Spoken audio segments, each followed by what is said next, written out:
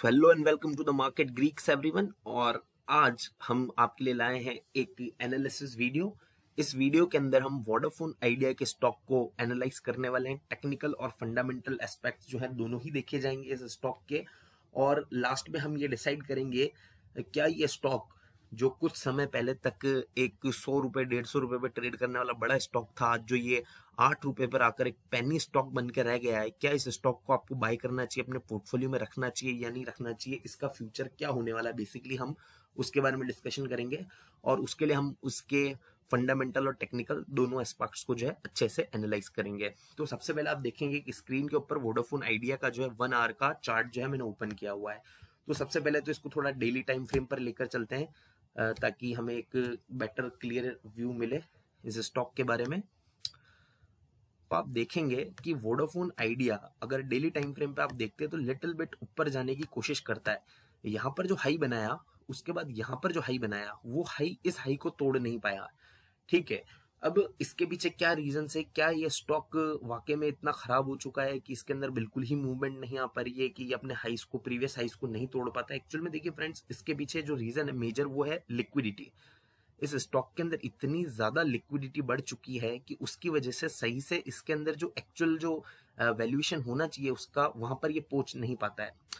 Buying और selling all the time इस stock के अंदर हो रही होती है। एक अच्छा जो दिन होता है मार्केट के अंदर, जब मूवमेंट अच्छा आ रहा होता है, तब 1 बिलियन तक पर डे इस स्टॉक के अंदर ट्रेडिंग हो जाती है। दैट्स टू बिग अगर हम किसी और स्टॉक से कंपेयर करें तो एक तो ये रीजन है कि इसके अंदर इतना अच्छा मूवमेंट जो है नहीं आ पाता। दूसरा, जो ये एजीआर के चक्रों के अंदर जो ये स्टॉक पड़ा रहा, और बाद में जो है रिलायंस से और रिलायंस जियो और भारतीय एयरटेल से जो कंपटीशन के अंदर ये स्टॉक लगा रहा, उसकी वजह से जो है इस स्टॉक के अंदर काफी सारी प्रॉब्लम्स है। अब पॉजिटिव बात यह है कि अगर ये स्टॉक इतना खराब है और हम लोग अगर सही से इस स्टॉक को एनालाइज नहीं कर पा रहे, हमें इसको छोड़ देना चाहिए।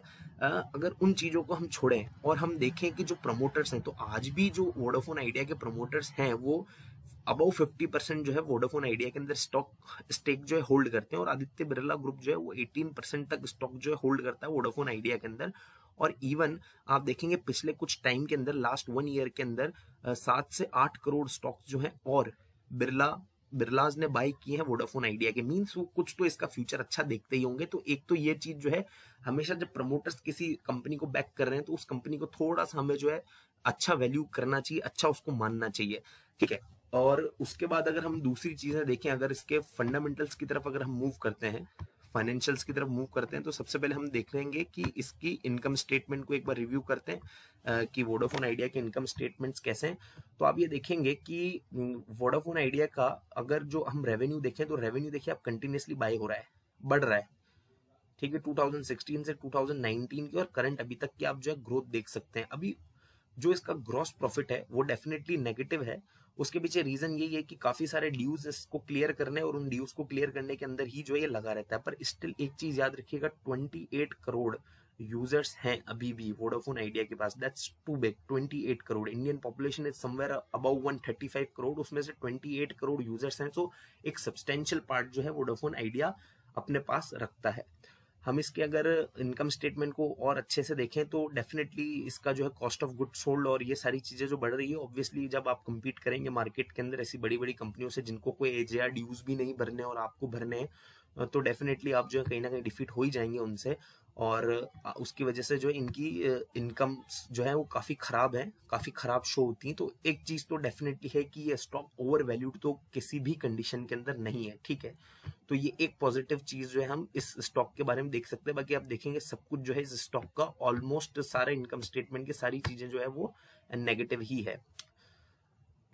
हम अगर इसकी बैलेंस शीट भी देखें तो बैलेंस शीट के अंदर आपको एक इंटरेस्टिंग चीज जो देखने को मिलेगी, अगर आप टोटल असेट्स देखें वोडाफोन आइडिया की, डेफिनेटली उसकी इनकम स्टेटमेंट्स कितने भी खराब हो, पर टोटल असेट्स देखें आप 16, 17, 18, 19, एक कंटिन्यूस ग्रोथ जो है इस स्टॉक ने दिखाई है, इस कंपनी ने दिखाई है, कंटिन्यूसली जो अपने असेट्स को बढ़ा रहा है।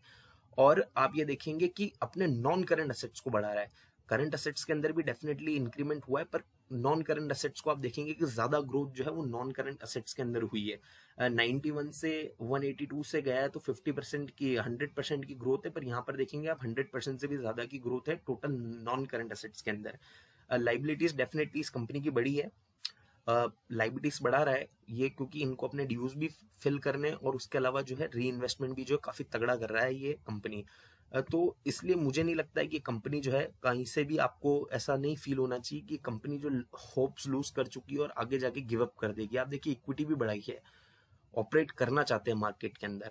एक बार ये ड्यूज और सारी चीजों के चक्कर में से निकलेंगे तो डेफिनेटली काफी अच्छा जो है, क्योंकि देखिए वोडाफोन एक बहुत बड़ी कंपनी, एक मल्टीनेशनल लेवल की कंपनी है वोडाफोन, और दूसरा जो है आइडिया, आइडिया को जो है बैक करता है बिरला ग्रुप। सो डेफिनेटली ऐसा नहीं है कि छोटी मोटी कोई पार्टीज जो है इस कंपनी के अंदर इन्वॉल्व है। ऑब्वियसली मेजर और अच्छे बिजनेसमैन जो है इस कंपनी के अंदर इन्वॉल्व है। तो उसके बेसिस पर अगर आप देखेंगे तो डेफिनेटली आपको फील होगा कि ये कंपनी जो है फंडामेंटली क्यों इतने री इन्वेस्टमेंट्स कर रही है और क्यों अपनी इक्विटी बढ़ा रही है, मार्केट में सर्वाइव करना चाहती है, और डेफिनेटली मुझे ऐसा लगता है कि आगे चल के मार्केट में सर्वाइव करेगी।